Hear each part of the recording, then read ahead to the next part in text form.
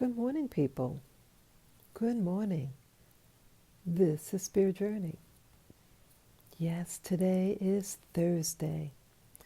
Beautiful Thursday morning in New York City. And the skyline that you're looking at, it is February 4, 2021. And the time, as you see, is about 4:30 a.m. Yeah, I've been up now for about an hour and a half. And I was having problems trying to live stream. I made like 2 attempts doing the live stream and then using YouTube, but trying to go, doing another way through YouTube, and that failed. So I'm doing a regular recording on my device, and then I'm going to later upload. So I hope you all are doing well. Yes, I'm very relaxed right now, and I want to talk about 3 major things. I want to talk about the dream I had today, and then I want to talk about the workout, and then last I want to talk about things that you need to consider when you're doing research about moving if you're a black person. I just thought it was very interesting. Things that you may take for granted. And I said, this is something, am I just noticing it or what? So, beginning with the dream I had. Yeah, I think up front why I got the dream, anxieties from the day before. And I felt like an attack or aggression towards me. So I think that's where it stems from. So in the dream, I was in a classroom. I felt like I was an adult. It looked like a college room, like in New York City, we have very old schools. And it looked like one of those, a typical New York City room, kind of old. It was packed with students, packed. And I was sitting towards the back, and the room seemed very, a lot of different types of people. And the teachers up front, the teacher was a Caucasian teacher, chubby, and the hair was shoulder length, curled under, kind of faded, like sometimes when you get older, not so much like what we call gray hair, but just it was a lighter, it was faded. The pigments weren't as rich anymore in color. And she's talking, and the room, you could hardly hear her because there was a lot of noise coming from outside. And a student next to me, a female, she could have been in her 20s, mid-late 20s. And we can't hear you back here. And then the teacher was trying to talk louder, and she was irritated. And then all of a sudden, something goes through the window. It was a projectile. It was cylinder in shape, I recall, size of a like a baseball. And I think it hit one of the students. I remember seeing a black student. She looked familiar. She was a big boned, thick, dark complexion. She had a sad look on her face. She looked very familiar somewhere. I wondered whether she was actually a relative of mine, but just I felt I knew her. Yeah, I'm in the back of the room, and I remember I was on the floor now, and I was thinking, like a lot of times when you dream, at least with me, I'm thinking as I'm in the dream, thinking what I can do, and the thought that came in my mind was, go on the floor and get to the nearest staircase for safety. And I think it was some commotion, and there was just a lot of people around. And then I think it hit more than once. Like there was the initial um, projectile, and then I think there was others. And I'm thinking, stay low to the ground and just try to get out. And I think someone got hit. And that's what increased the urgency that I felt. The next thing I remember, also, yeah, in that classroom, also what went through my mind before the melee happened, I was thinking, okay, this is downtown Manhattan. Yeah, interesting. Because I remember in a past dream from last year, I was downtown Manhattan. It looked very real. Everything about the buildings and the people around me, it looked so real. So it almost seemed like it wasn't a dream. It was like, I'm there, you know? And so that was interesting. And when I say downtown Manhattan, in this case, I'm thinking more like below Canal Street. Yeah, below Canal Street, where a lot of tall office buildings and government buildings. Not too government, but not. I mean, it's maybe slightly above City Hall. But yeah, around that area, I'm thinking, but below Canal Street.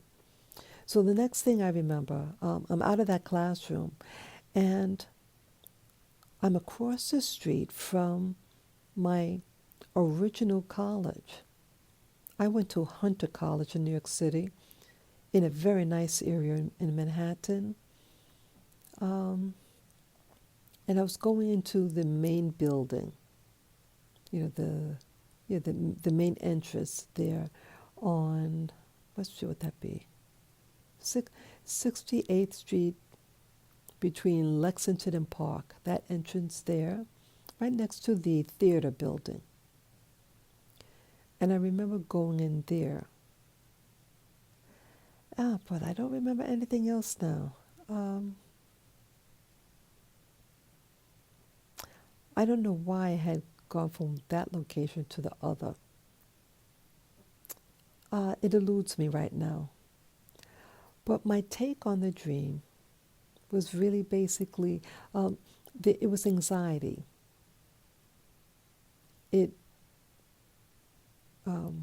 I don't know what the symbol of of being in a classroom. Um, yeah, that I can't figure out, but I think my emotions feel that some foundation of mine is being attacked. And why in a classroom setting? Because these were all adults. I think it was like elementary school, then something very primal, a primal fear. But this was, I was older. I felt that I was an adult, a collegiate student. So it's something, a classroom is for me, a symbol of growing up, but at an adult state, that I can't figure out. I don't think at all that it was a premonition. No, not at all. I do not think that was not my impression. But something is bothering me, and I think it really has to do with this channel, where I want to take it. So I think that's about that. That's all I want to talk about with that. Yeah, it's not a premonition whatsoever, but just I think the fact leaving from one location to I'm thinking, something just came to my mind. Now again, I said to myself in the dream that was downtown Manhattan. Now, way downtown Manhattan, that's where the Twin Towers got hit. Remember in 9/11, September 2001? Yeah. So there's a vulnerability in my history there. And I was trying to get my old job back at Building 7 of the World Trade Center. Um, I visited the building 2 weeks before the attack, and I had resubmitted my resume to try to get my old job back with the company. And let's see what else. So I'm thinking like it's telling me, okay, I need to move from that location and go to go to the original school. Um, the original school, Hunter College, it started out very well. It was very diversified. I liked it. I liked it, but at that time, to be honest, I was a young kid. I was 17 years old, and I just wanted uh, a new environment. I I wanted to move away. Yeah, things back at home were not the best for me back then, to be honest, and I wanted to get away. Yeah, that's all what it was. But yeah, in hindsight now, with regard to the dream, that's what I'm. That's what I tend to think. Downtown is associated with the World Trade Center attack, and then and again that was in a classroom setting, and then I needed to move to another classroom setting, I guess for refuge, and that was my original college. Very interesting now. Yeah, sometimes when I'm talking, sometimes meaning, initially you don't have the insight, and then it starts to open your insight as you talk it out. Yeah, I think somehow it was for protect. Oh, I think I remember now. What else? Yeah, I got in the other school building, and yes, I did go. I was on the staircase, and there was, yeah, there were. It was dark. The paint of the stairway was very dark. Was a dark color. Yeah, New York City, they like their dark paints in the staircase. And I had a student. Um, I kind of recognized the lady, and yeah, she was from my other college actually. She was from the last college I've been to, Brooklyn College, which is in Brooklyn. The county of Brooklyn, or what they call it, Kings County.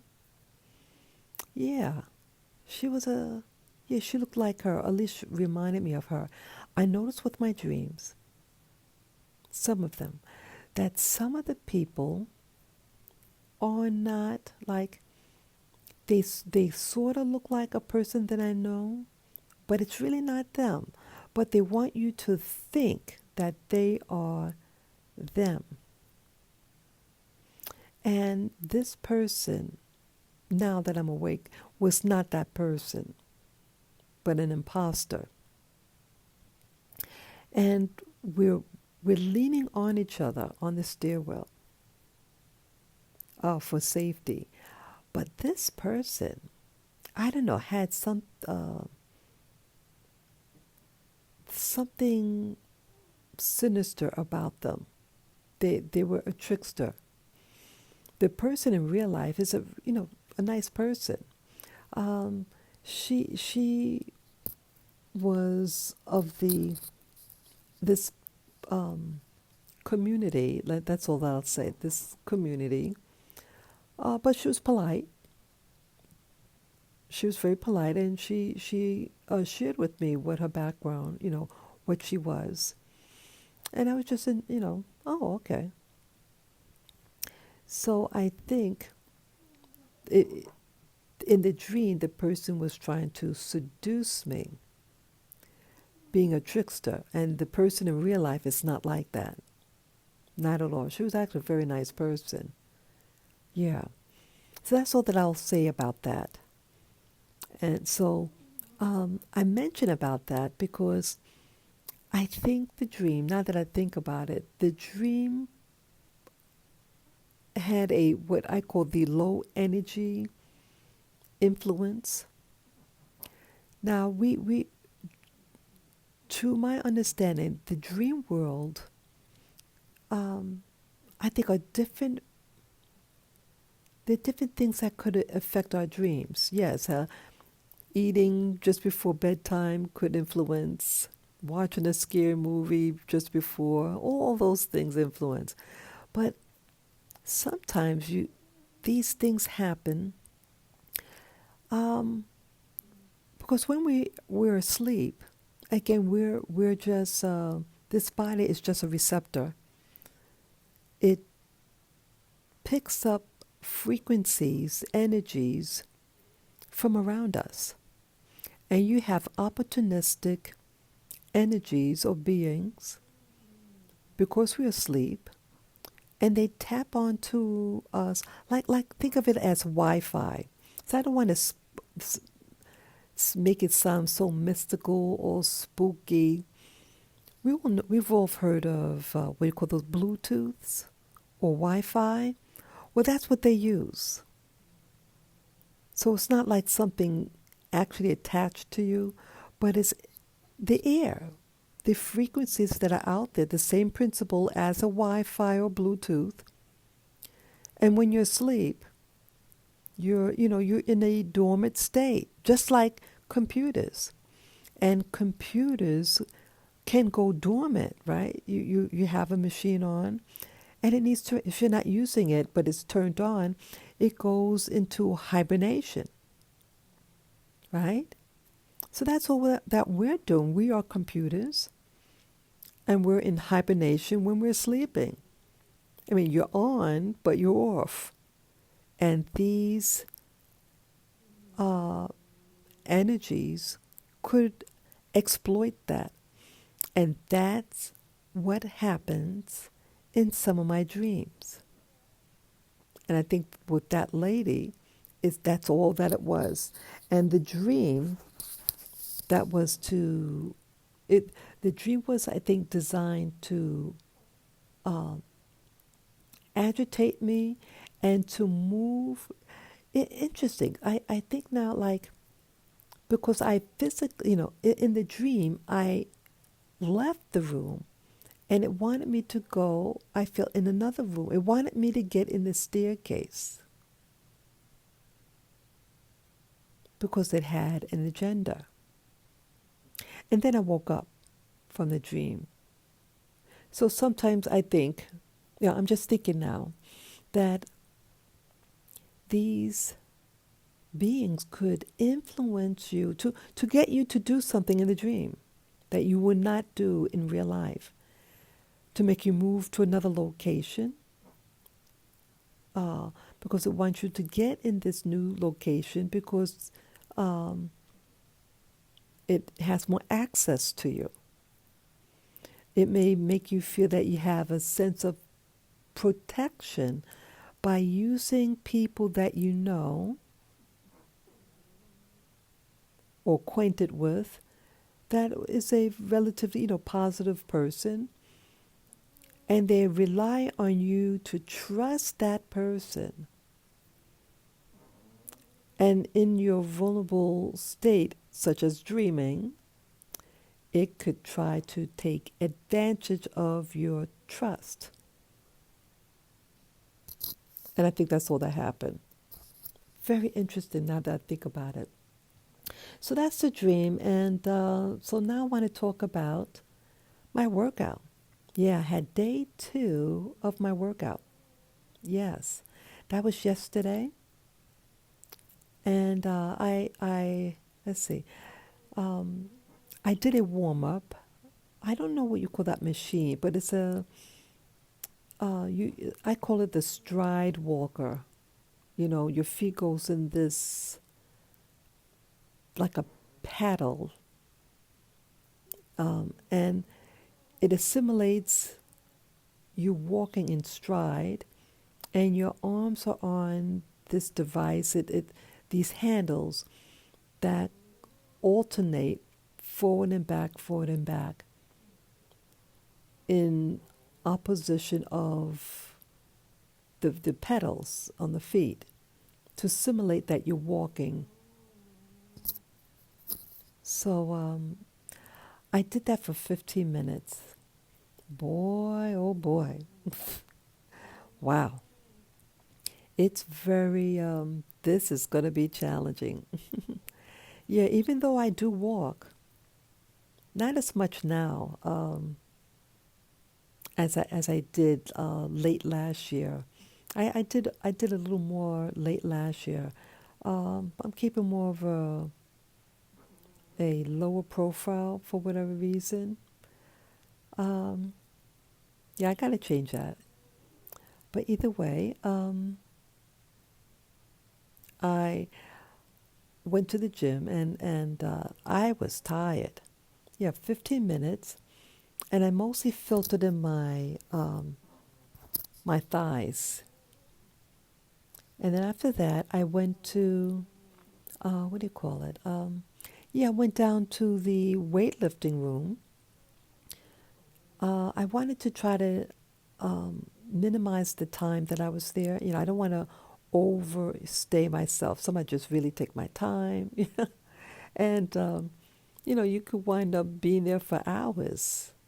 Yeah, because remember last year, I started in March actually, March 2nd of last year. Yeah, in 2020. And would stay at the gym sometimes for 5 hours working out. I said, I don't want to stay in there that long. 2 hours maximum. 2 hours maximum. That's including a warm, you know, a cool down and stretching out after the workout. Yeah, that's ideal for me for now.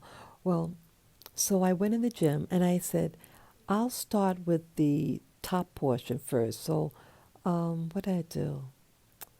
Oh, oh, I did the thing like you're sitting down and then you take this handlebars and you're pulling it downward.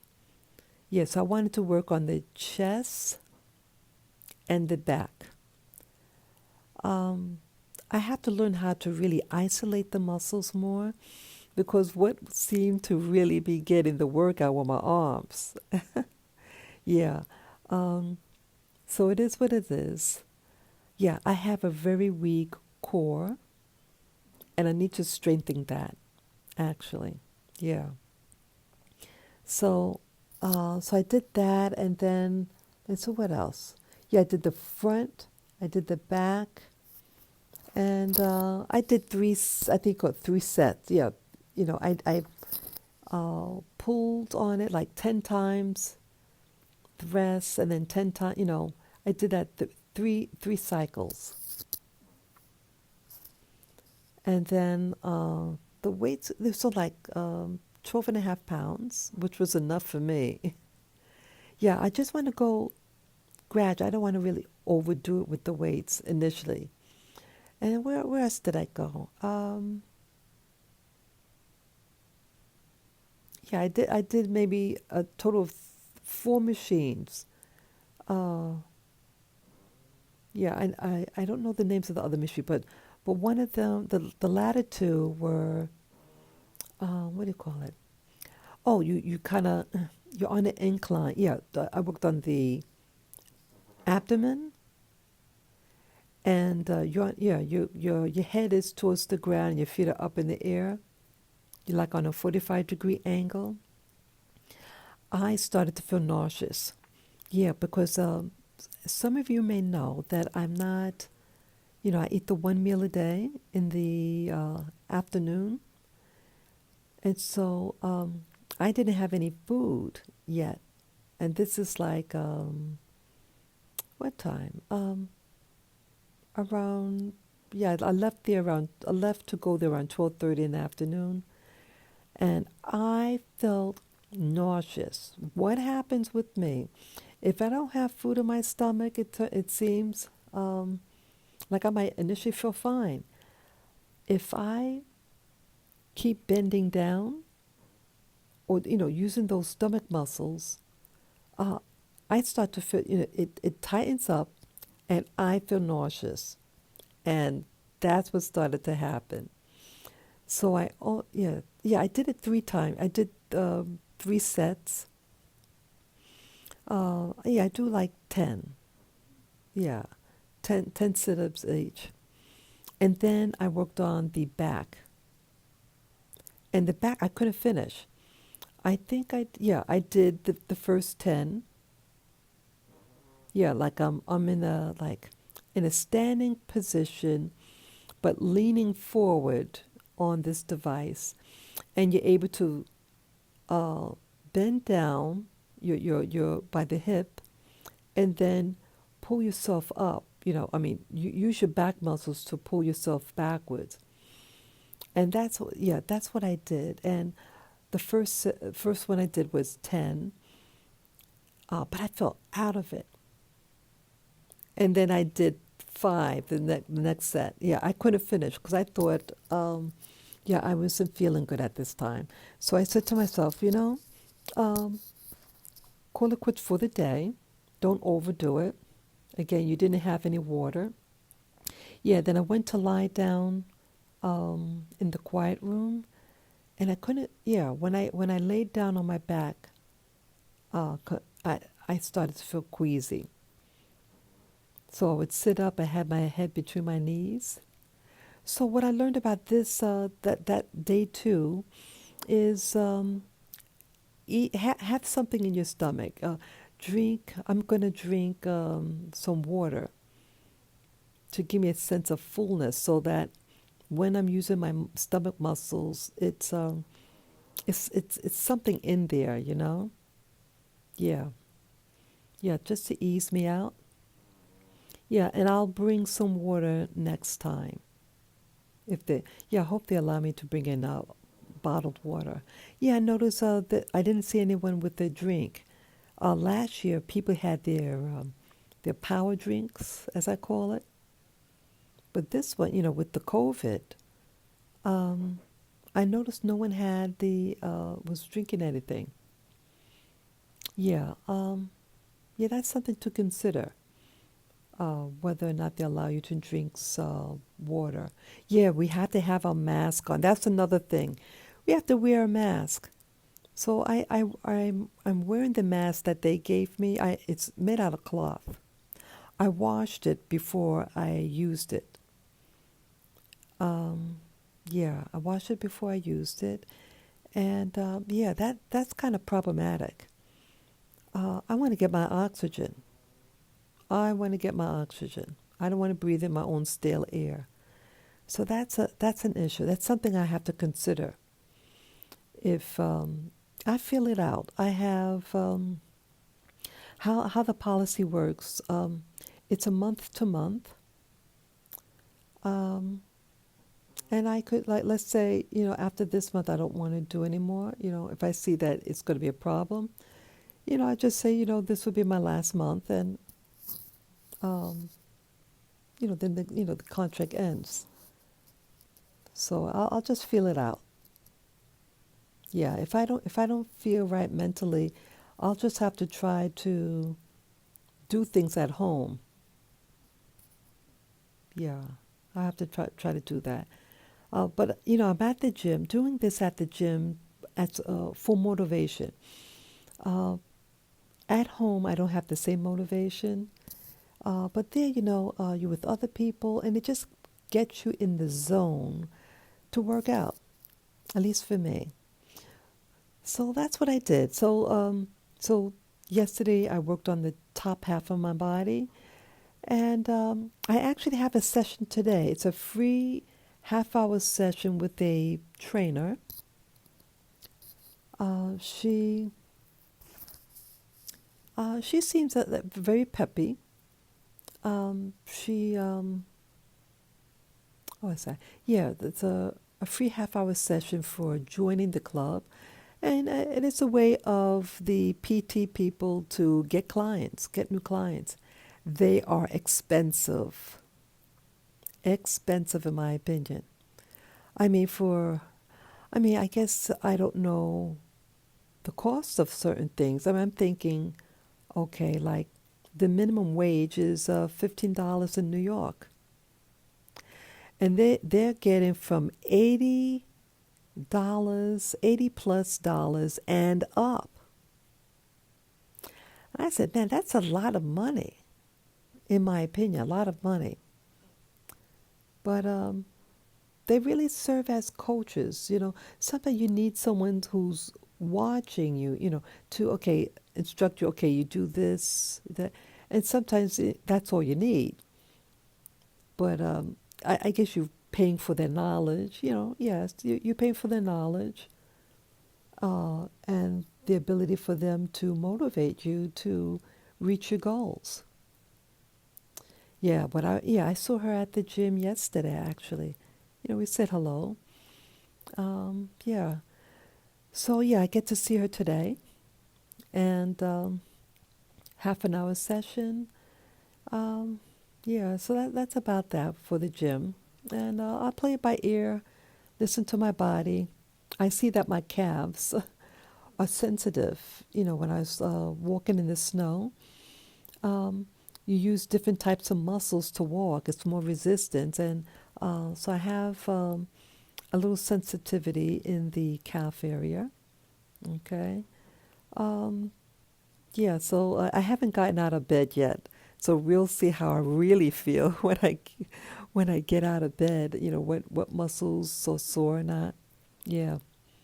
So I think I might do like every other day to give my body um, time to recuperate. So that's about that. Now I want to talk about moving. About moving. Yeah, I watch this YouTuber who announced last week that they're planning on moving out from New York City. We both live in New York City, and they don't live too far from me actually. And yeah, we both notice the same thing. Yeah, it has a yeah this spamdemic is really putting its toll on people. You have the people who just seem more aware, and then you have people who are trapped into the mindset of what they want you to believe. And it's a type of bullying that is happening. You have, oh, now you don't really, okay, there was a protest on uh, this holiday that was last month, um, MLK Day, and it was a lot of, there was some violence that was done on people. I did discuss that earlier. Um, yeah, so so a lot of New Yorkers are leaving. I heard that the restaurants may be opening up soon, but these what do you call it? The mask is something. It's just ridiculous. It's cold and flu season, and I know my instincts tell me it's always going to be another season. Right now it's the yeah cold and flu season. You bet. January, February, you bet. People have colds and flus. And one of the what do you call it? This TV personality, this daytime news show. One of the guys, a black fellow actually, um, and he tested positive. So they have him in quarantine. Now, testing positive, I mean, are you sick? Are you sick? Do you have symptoms? Are you coughing, sneezing? Do you have a headache? Do you, you know? And they want you to feel like, because the title of the video, it didn't have the person who was sick. It had uh, the co the co-host, and I thought it was manipulative. They made it sound like that. Okay, so that she has a secret, or not secret. She has a bad news to tell everybody. So they make it look like that something is happening to her, but it's not. It's a coworker. They could have just had the co-star that, oh, someone tested positive for COVID. But they see a lot of that happens on YouTube, what you call it clickbait. Now, I don't like that type of behavior, clickbait. It's deception, and it's deception, and it's like lying, so that to get someone to watch your video. You know, stop acting like whores, people. That's one thing with this society. We're acting like whores, and we're selling ourselves short. You know, do your best on your videos, whatever.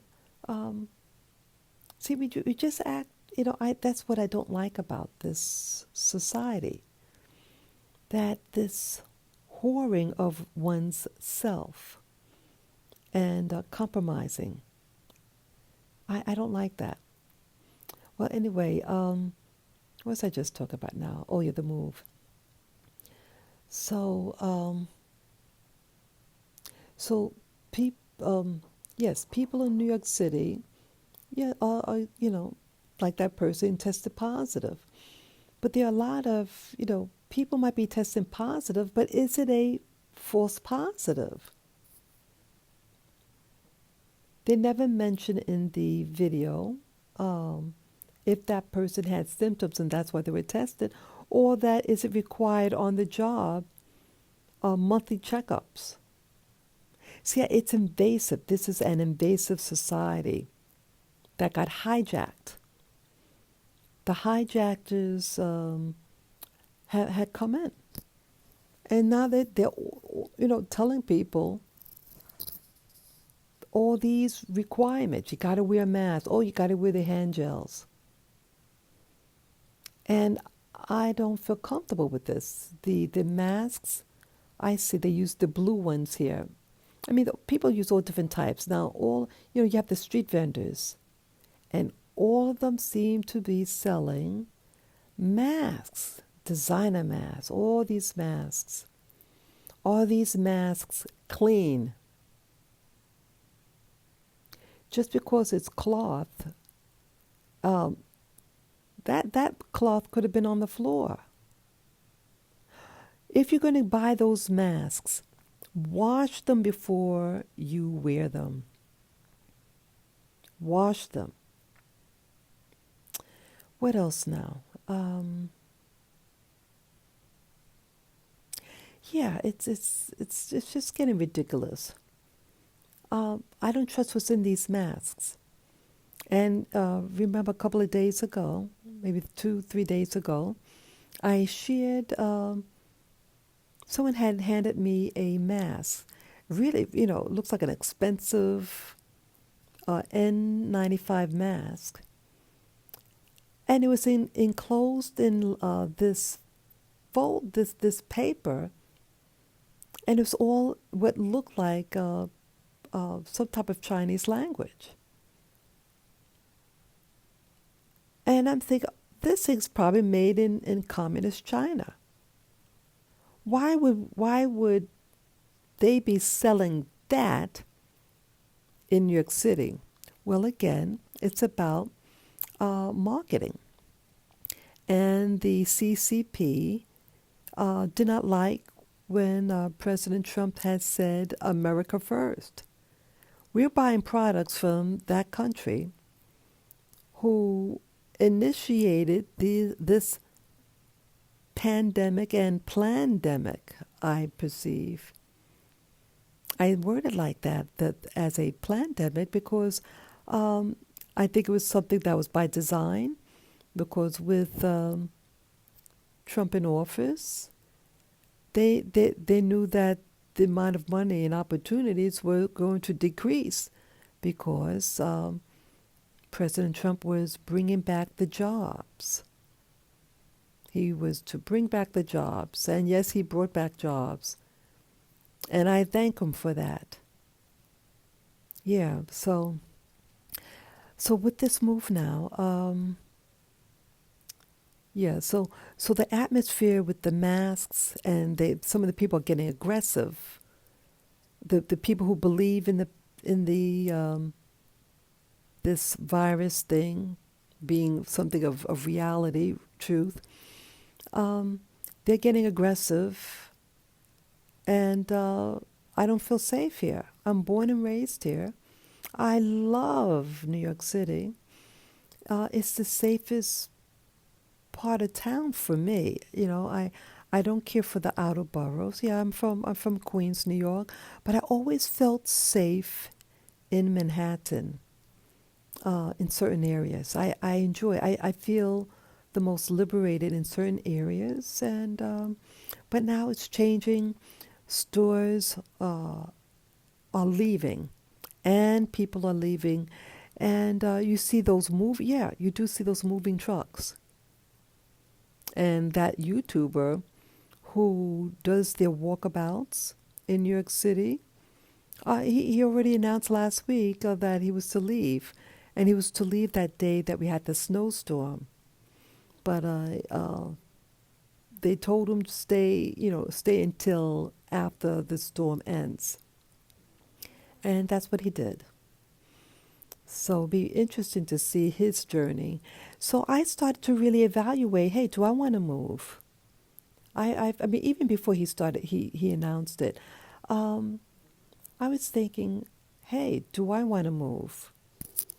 I mean, my lease, I just signed a new lease, so I'm here a lease until one more year, a year from April. And so I started looking on the internet. I first I typed in places to move to, and you see all these different things. You see what is the least expensive place, tax wise, trending places where people are moving to.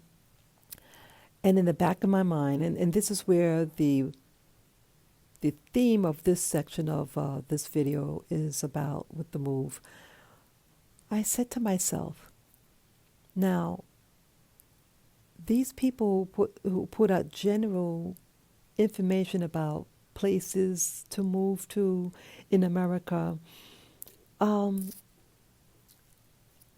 it apply to Black people? Yes, I'm a Black person, Black American, living, born and raised in New York City. And when I watch these videos, these videos, I feel don't really apply to me. Most of them are white people, and they're speaking from their perspective. But if you're a Black person, and I'm not trying to race bait, I'm just being honest how it works here in New York City, in America. Yes, you have opportunities and in a lovely building, but in general, when you go into certain areas, and in my personal history when apartment hunting, it was heavily based on race. And you get down there and they say, I'm sorry, it was just taken. I said, well, I just called you a half an hour ago that I was on my way. Oh, well, someone just came, just came by and they got it. Now, if that was the case, you should have called, right? So things like that happen repeatedly. Or they'll say, well, because you're black, if anyone damages my property because you're black, you're out of here.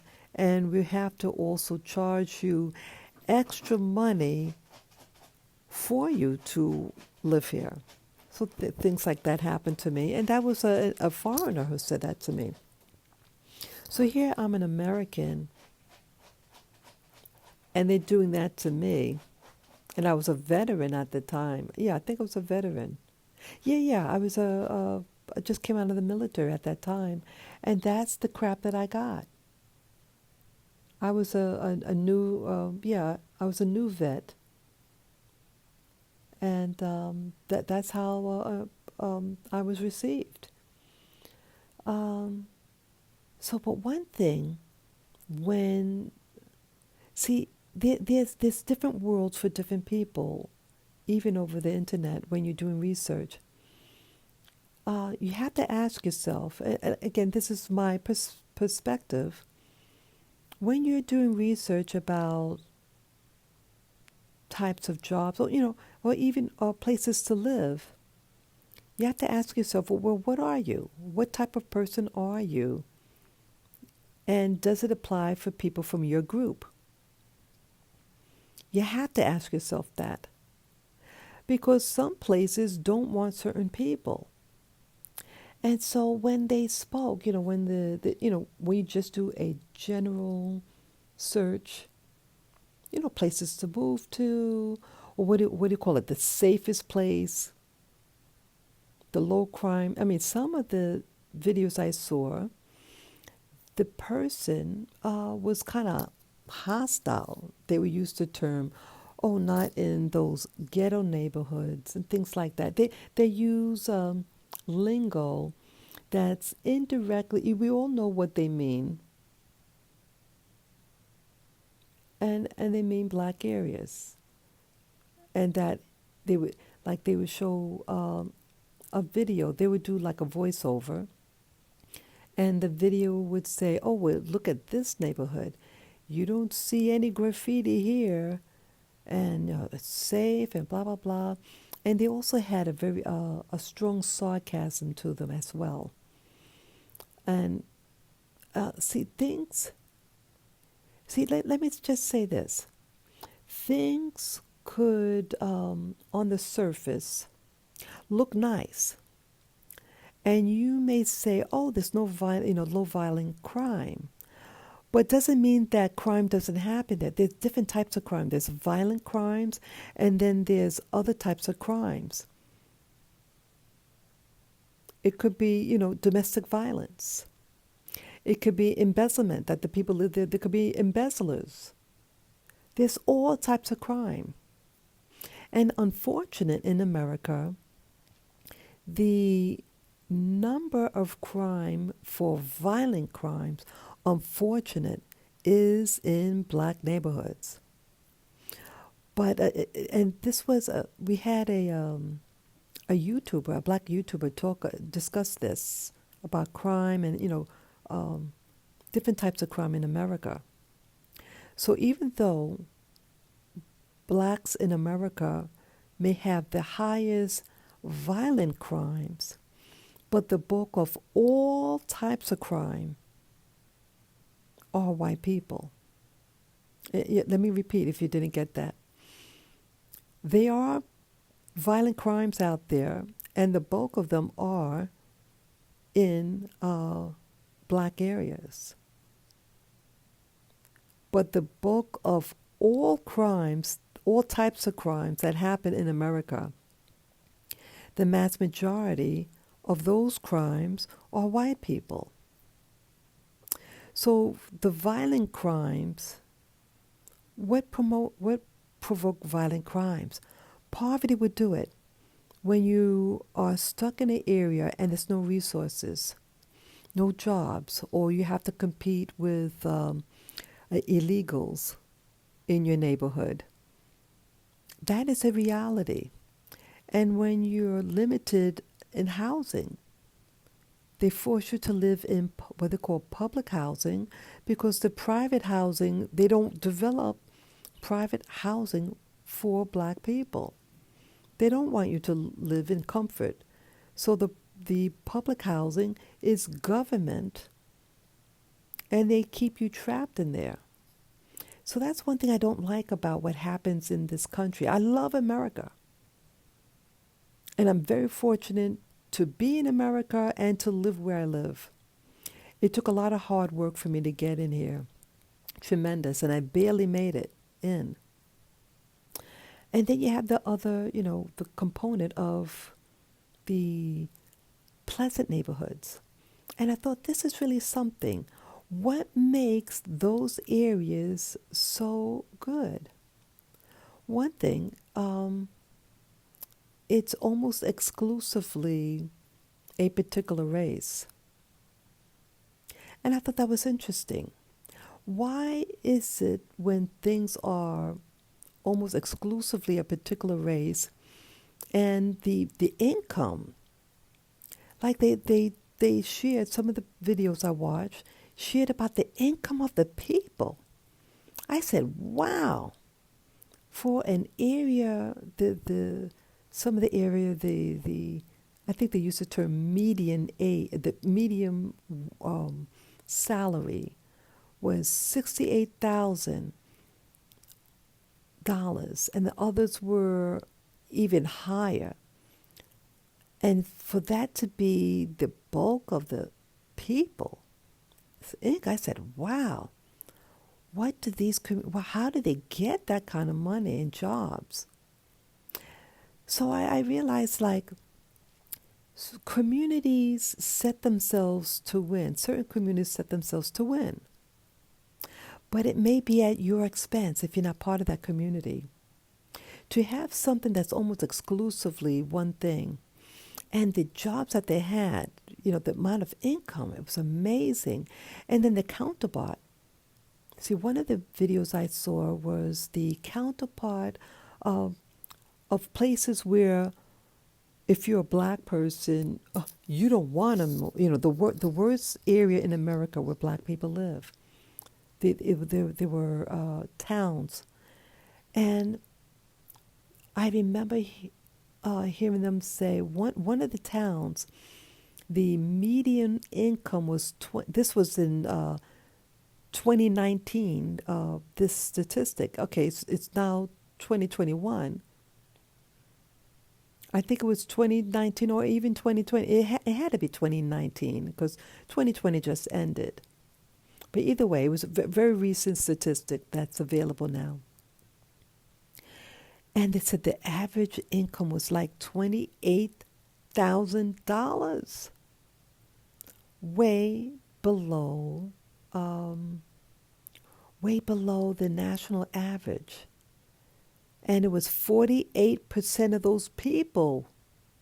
That's almost half of the people living below the poverty level.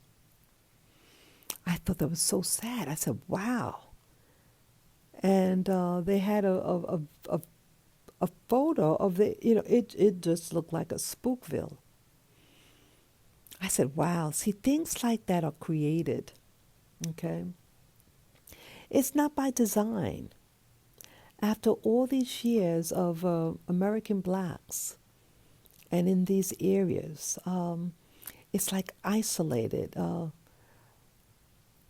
Wow, I don't remember. I think that was Iowa. Yeah, I think that was Iowa. Yeah, something like Iowa or Idaho. I think it was Iowa.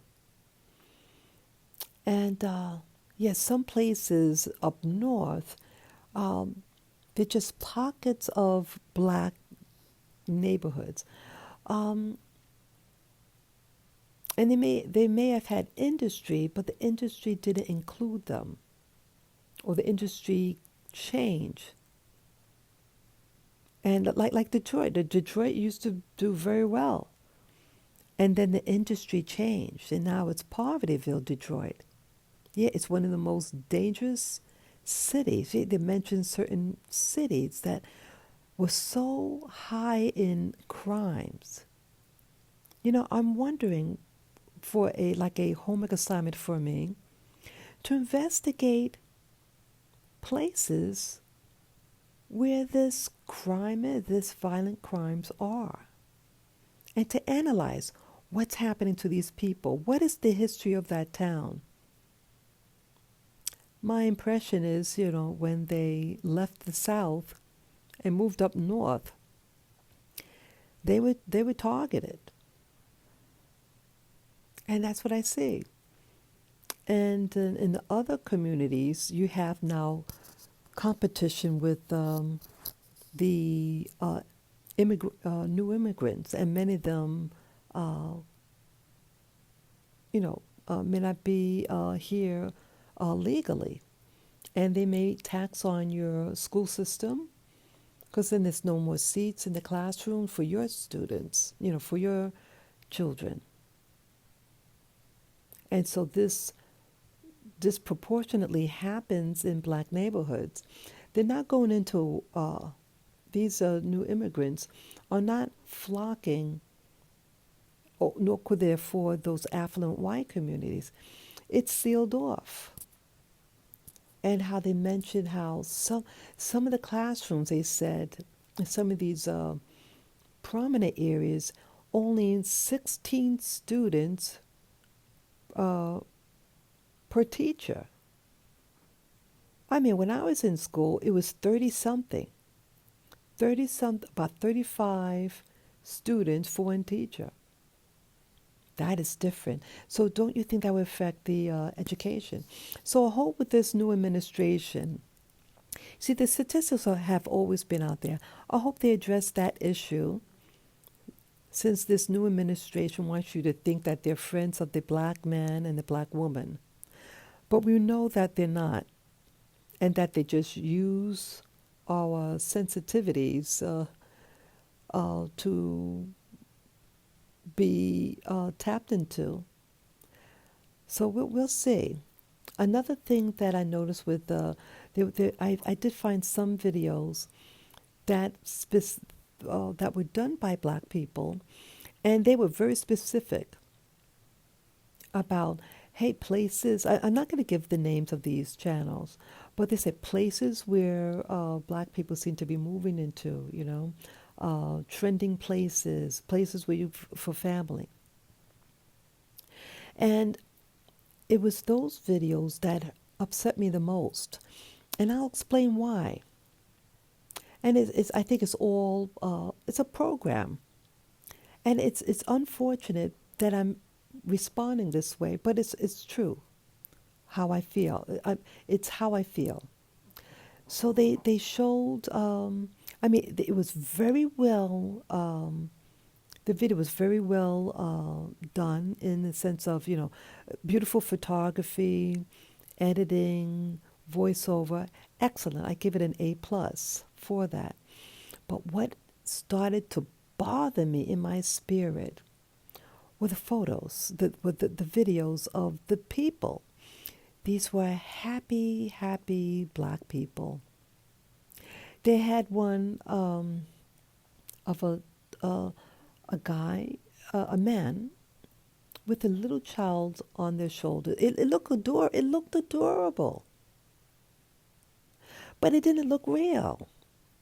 What do you mean by that, Spirit Journey? Well, what I mean is this. They showed idealized videos of people, but in my real world, when I go outside,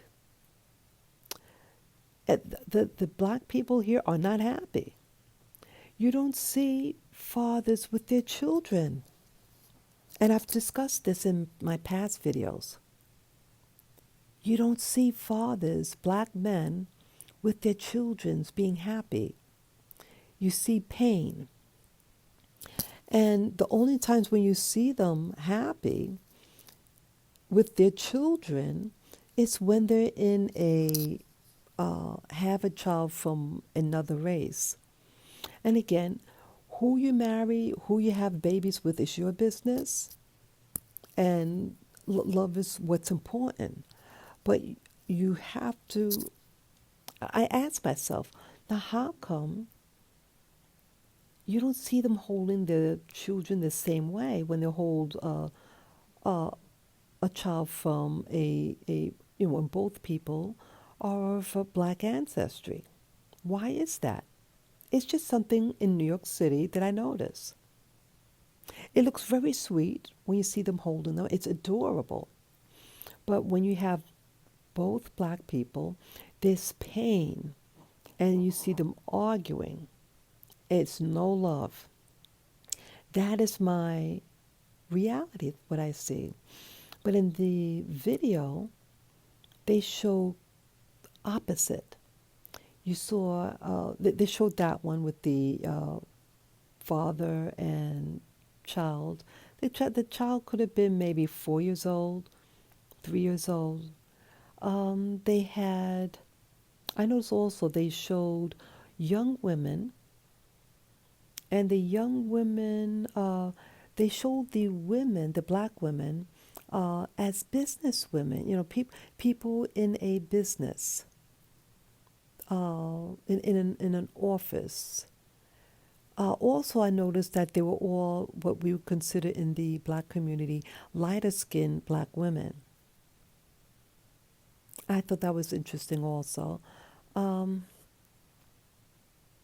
see what else. So what I felt with that was that, see, there's colorism within the black community, and that if you show want to show people may believe that you're only beautiful if your complexion is on the lighter side.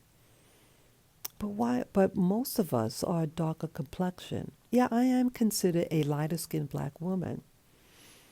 But it's just something, but most black women of the community are darker complexion. So I'm thinking, if you're going to show something, show something that what we, what the majority of us look like, for it to be, perceived to be real. So I thought it was an over-representation that the happy women who are working in business were all lighter-skinned women. And so I thought it was reinforcing that darker-skinned women weren't being considered to have a nice job or to live in a nice neighborhood. That's what I felt. And again, so it's just something that I perceive. Well, I'm just looking at this. My battery just came on. That is a low battery. Let me see if I can fix that. That's weird. It's plugged in. So let me try something else. Yeah. What could be happening? This device. Sometimes it's weird.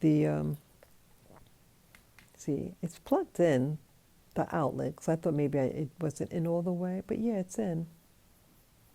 So I'll try to hurry. Yeah, I want to actually hurry now. Already on for a little over an hour. Yeah, I'm almost done. So it was a concern that I thought was reinforcing that the type of people, the happy black people, were the lighter-skinned black people. And that was a concern for me. And also I noticed, like, they showed beautiful panoramic views of large cities. And these are supposed to be the cities where these black people live, where it's places that are considered a good rating for black people. So maybe the cost of the cost of living is pretty good, and the school system's good, things like that. But what was feeling like when they showed these beautiful cities, are these where the black people live? Now let's say they showed, now they never showed New York, and none of the videos that I showed New York City. But it's like showing a place like New York City and showing the nice business areas, but that's not where the black people live. And I think it fit like, they showed beautiful luxury homes. And I said, well, are these where those black people live? And I felt that it was being, again, I don't know these people in the video. I don't know who owns those houses. But again, it's just someone doing a video. I mean, it was professionally done. But you ask yourself, okay, because I felt it was to make us believe that that's where they actually live and that they are enjoying those locations. See, there could be nice, attractive business areas, but where do you live? Where do you live? They may have a school system, like they also did it by zip code. And if these are the best zip codes, I did write some of them down. And that the blacks in those zip codes are doing the best. Now, you may have a zip code and you may be in a school system. In some of the school systems, they said a graduation rate of even as high as 94%, 90%, 86%. But of that school system, of the blacks that go there, how many of the percentages of blacks in those zip codes are graduating? That is the question. Okay? That is the question. And I felt that it could be a deception to make you want to move there without the real data. Yes, maybe 90-something% of the people in that zip code are graduating at that percentage. But of those people who go there, what percentage of them are black? See, that it didn't say. It just said how many blacks may live in there. The blacks that live in those zip codes are from they seem to be like 30-something% of the population. So if it was 100%, that's something else, but 30%. So the math, you have to know. See, in statistics, you may go by a zip code or whatever, a township, but you really, when it comes to blacks in America, you got to be very specific because, like New York City has a lot of affluent people. You have billionaires that live in New York City, a lot of them. And so if they do like the median wage of the people there, it could seem very attractive. But you have the people who aren't making wages like that. And so it could give a false picture. He said, wow, the median average and the people who live in Manhattan are such and such. They said, wow, I'm going to move there. But if you don't make that, it doesn't include you. And so I have to be very careful about this moving because, see, they can make it so seductive, people, on places where you can live. But do you I have to do my research about this, that these zip codes, where do the black people live within that zip code? Because oftentimes in neighborhoods, they have the black half and then they have the other half. I mean, I live in New York City. And you can go I've seen places in Manhattan, way uptown. On one side of the street is utmost poverty and what they call the projects. And then the other side of the street, the same type of apartment buildings, but they had gone co-op. And they're getting catered to. And it's just the same zip code, probably, and just across the street, literally across the street. Yeah, I had a relative that lived in a co-op, and across the street was the projects, and she can hear gunshots happening. Yeah. So I was a little sad, actually, doing that little research. I was curious about where I could move to, if I want to move from New York City. I mean, I'll be staying here for at least another, until April of next year in 2022. So I say, hey, let me see what's out there now. Let me, do research in case if I don't want to renew my lease. And I mean, I love the city. I love the city life, but it's this pandemic is changing everyone. It's very edgy, and it's encouraging more and more on my rights. And I want to feel safe. But in America, I mean, when I was watching the videos, it just reminded me. I think why I felt sad was that it reminded it yeah, it reminded me on the realities of the racial dynamics of living in America. That someone could mention something innocent like, hey, um, the trend now, people are moving to these beautiful, quiet towns. But those quiet towns may not be affordable to you and may actually exclude people that look like me. And that was another reality. And again, it may be nothing.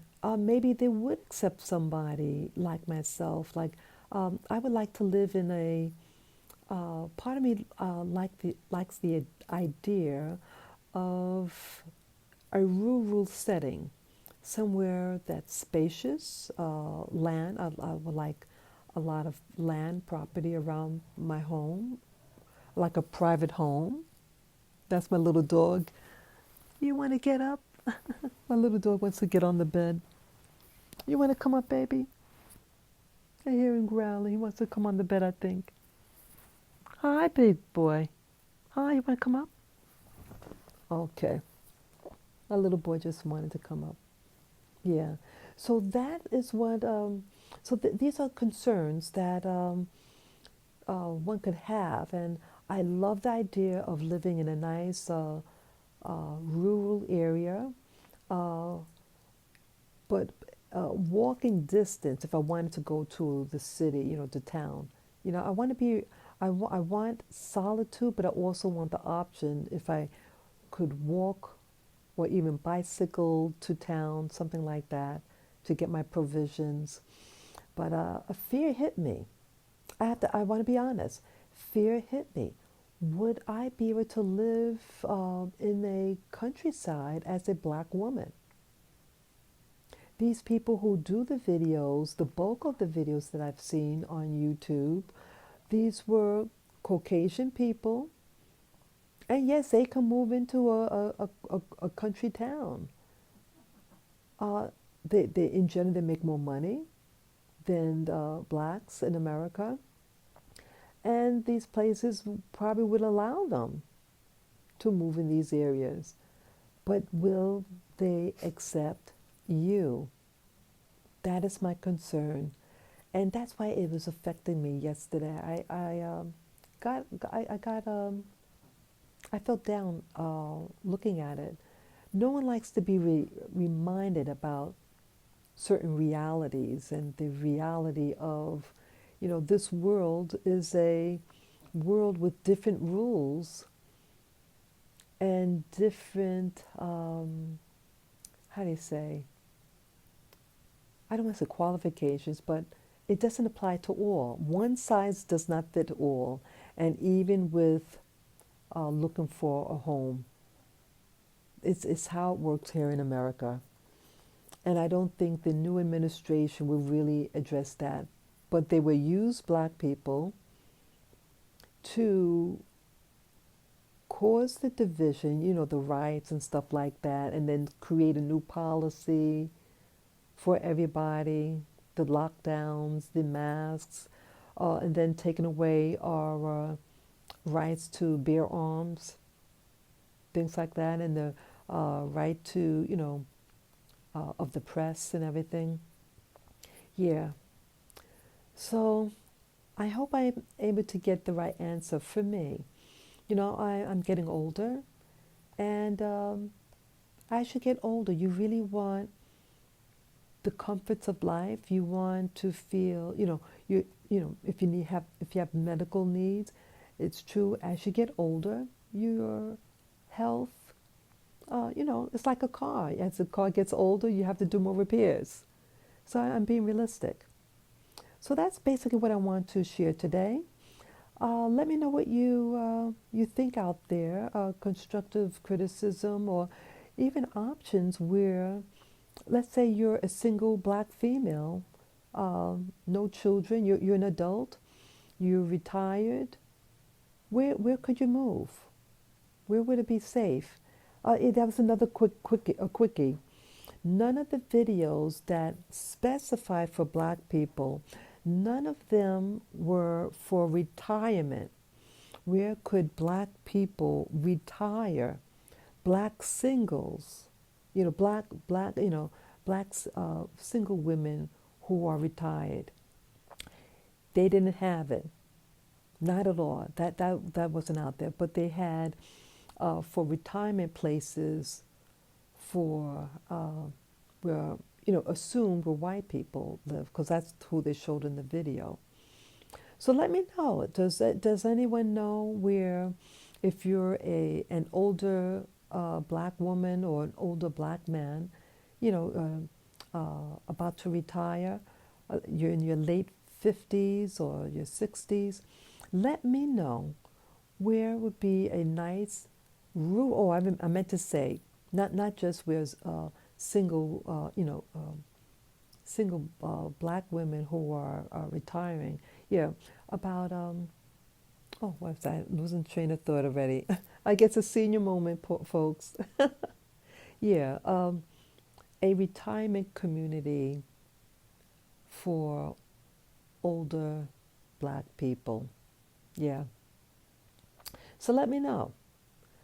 So take care, guys. Thank you for listening, and I'll try to upload this. Take care, guys. Bye bye.